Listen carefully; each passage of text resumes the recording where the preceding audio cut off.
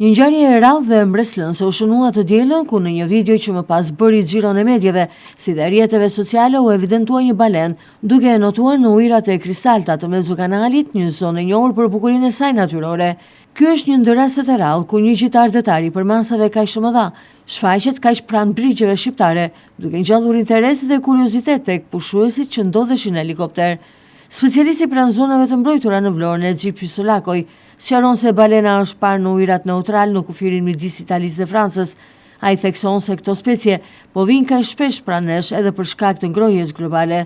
Ndryshimet klimatike bëjnë që ujërat tanë të vizitohen nga balenat e peshkaqenët, por këto janë në raste kalimtare. Nuk ishte në ujërat tona, pra ishte në ujërat e Mesdheut, po në një kufi tjetër midis dy shtete Italisë dhe Francës. Dhe nuk po them që edhe në ujërat tona nuk vizitohet nga balenat, sepse Mesdheu ka disa lloje të cilat janë kalimtare për shkaqe edhe të kërkimit të ushqimit, po edhe të kushteve ndryshime klimatike që po ndodhin. Ky rast nuk është rast për ne, pra nuk është një rast i një lajmi, po themi, të veçantë për të dhënë, por si gjithmonë po themi që detët tona, si Adriatiku dhe Joni, jo vetëm nga balenat, po them, por edhe nga specie tjera sot vizitohet për shkak të ndryshimeve klimatike sidomos. Dhe po të shohim, kemi disa lloj peshqish që janë të rrallë, të freskët në kuptimin e habitatit, pra nuk kanë habitat as Adriatiku as Jonin, si është peshku luan. Por kemi pasur dy raste të peshkaqenëve, siç është rekordi peshkaqeni tigri i rërës, që ka qenë rasti për Mesdheun, Shqipëria, pra dhe pikërisht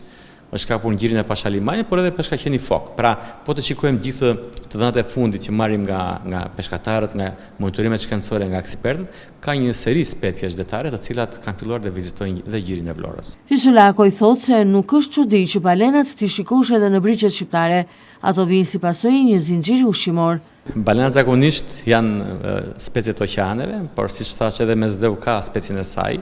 që e ka habitat. Kështu që nuk është ndonjë çudi pra që ti shikosh edhe në brigjet shqiptare, sepse siç thash temperatura e ujit po ndryshon, duke ndryshuar temperatura e ujit, habitati ndryshon, vijnë specie të reja, ndoshta vijnë pas ushqimit, pra është ky zinxhir ushqimor që përveç se vjen një specie e huaj, vjen një kosish dhe grabitqari i tij, pra është në zinxhir, pra kjo pjesa e frekuentimit të ujrave detare nga këto specie. Nëse afrohen në brigjet tona këto specie, në rastin konkret balenat do të jenë në det të hapur, thot specialisti i zonave të mbrojtura. Nëse afrohen në brigjet tona do jenë gjithmonë det të hapur, pra flasim gjithmonë jashtë Adriatikut, po themi siç ishte rasti që mund të ishte rasti më i mirë ky i brigjeve të Karaburunit, pra duke qenë det i Jonës dhe një det i thellë, një det me edhe me sasi ushqimi më të mirë, po themi, për sa i takon popullatës peshqive. Por a janë të rrezikshme këto specie për njerëzit? Por konflikti me peshkaqenët që mund të, deri tani nuk ka pas, pra kjo është për të qetësuar për sa i takon gjithë vizitorëve, pushuesve që frekuentojnë gjirin e Vlorës, por edhe jashtë, sepse rastet e peshkaqenëve që janë kapur në gjirin e Vlorës apo dhe jashtë janë rastet e peshkaqenëve që janë jo të rrezikshëm.